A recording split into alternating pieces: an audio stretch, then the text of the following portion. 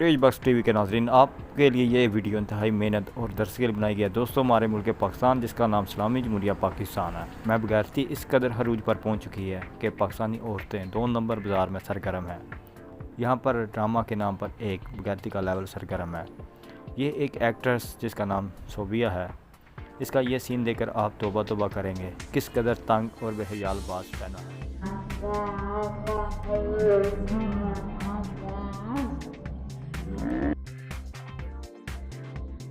तो दोस्तों, आपने देखा कि ये ड्रामा का एक सीन जिसमें जो है वो फैमिली के साथ हम बैठकर नहीं देख सकते।